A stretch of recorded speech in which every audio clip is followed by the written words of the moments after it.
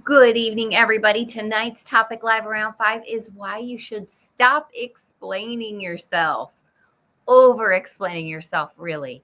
And if you're an over explainer, you know what I'm talking about. Maybe you do this unconsciously and you don't know that you're doing it. This is going to change your whole mindset. It's going to be incredibly powerful for you because this is an example.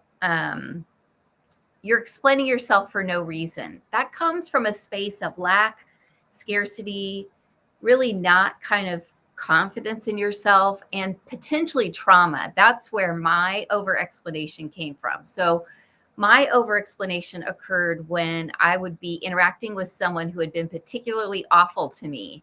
And I would tend to over talk and over explain in an attempt to kind of be safe and reconnect and make their bad behavior towards me seem okay. It was a bad habit. I worked with my therapist to stop it, but I realized that especially women tend to over explain a lot. Have you ever done this? You go to a restaurant and you order a salad and you say, "I please leave the red onions off the salad." You see, it's not that I have an allergy, it's that I really don't like green onions, red onions. So if there are some, it's okay. But if there could be none, that's really how I prefer the salad. Why are you explaining it? Just ask. I'd rather have the onions left off the salad, right?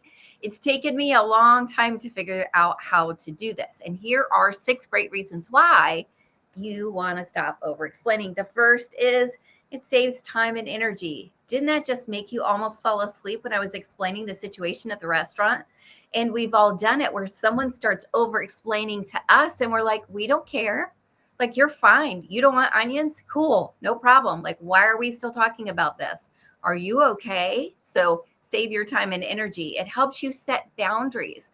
Sometimes people might ask you for an explanation, right? Well, why don't you go to church on Wednesday nights? That's just not what our family chooses to do. That's it. That's all you need to say, right? So it's not just about not offering an over explanation, it's also about holding a boundary. And the more we hold our boundaries, the better it is for everyone around us and ourselves. Having a lack of boundaries can really bleed into a lot of other impacts that we'll talk about in another live video, but definitely good to teach you to do that. It empowers you. It reminds you, I don't need to have an excuse or a reason not to want onions on my salad. I just don't. That's enough, period. I'm at a restaurant. This is what you do. You serve salads. You take things out of recipes all the time for people. Today, I'm that person. And glory, hallelujah, how good it feels when you politely, respectfully, and kindly just explain what you want and don't make excuses for it. Next, it sets a tone of self-trust. It shows that I know what I want and I'm standing up for what I want. I will support myself. Whew, deep breath, you guys. I will stand up for myself. Now, clearly, the onion in the salad is not the example that's got me taking a pause here, and it probably isn't for you either. But here's an example. Let's say you have a friend that only calls you when they need something, right? You start to feel used. You start to feel like, am I really their friend or am I kind of their faux personal assistant? We've all been there. And when you stand up for yourself, it feels so good. And it doesn't mean that you say, you only call, you just say, oh, shoot, I'm not available. And that's it. You don't say, I'm not available because I have other la la la la la. Nope, it's just I'm not available. That's all you need to say. And setting that boundary helps you trust that you're going to take care of you. You're going to take care of you when you were little, when maybe somebody wasn't taking care of you. You're going to take care of you today, the way maybe other people in your life aren't taking care of you. And you're going to trust yourself to do a good job in standing up for yourself. Wow.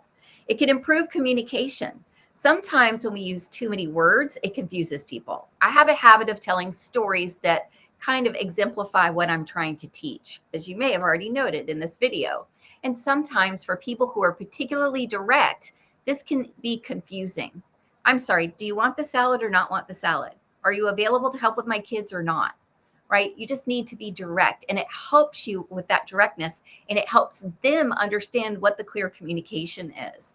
Clear communication is a gift. It is a gift we give people when we are honest and have extraordinary clarity in our thoughts and in our speech and in our actions. And you can do that just by not over explaining. It can also reduce your stress and anxiety.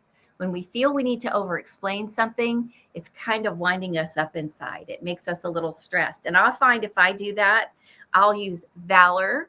This is if I need to feel brave. Maybe I'm telling somebody something they don't want to hear. And I know it's going to be hard for both of us. I will put on a little bit of valor. I do this before I do any of my public speaking as well. And it just helps me collect my thoughts, get in touch with that clarity, and be very brave and succinct about what I'm doing. I also love peace and calming. This for me is if it's emotional. If I'm just feeling really either personally hurt or that somebody else is personally hurt and I want to fill the void with words, I know not doing that will help reduce stress and anxiety. Just being still and listening. That's sometimes all anybody needs. And maybe you're into all sorts of things like this, and you can make your very own blend. You can put anything you want in here. A lot of people love stress away. It could be a CBD roller. But if you need a physical tool to help signify to you that this is a habit that you're breaking, a pattern that you're creating that's positive in your life, these help with that so much. Because just knowing, oh, wait, I'm doing it again, and reaching for the tool you need can change everything. Remember, there may be times when it's appropriate to explain yourself. I'm really sorry I'm not going to be able to make it to the meeting. I have a conflict. I wish that I was able to, do you have an allergy? Yes, I have a crab allergy, and it's very serious, right? So I'm explaining in those, but I'm still being succinct and I'm still being clear, and I'm not leaving anything open for interpretation, right? I'm not being like, oh, is she coming to the meeting or not? But when I start the conversation by saying, hey, I'm really sorry. I wanted to call and let you know there's been something that's come up. The other day, my mom had some issues and I promised that I would help her with them. And it turns out today's going to be one of those days that what are you talking about? You're over explaining.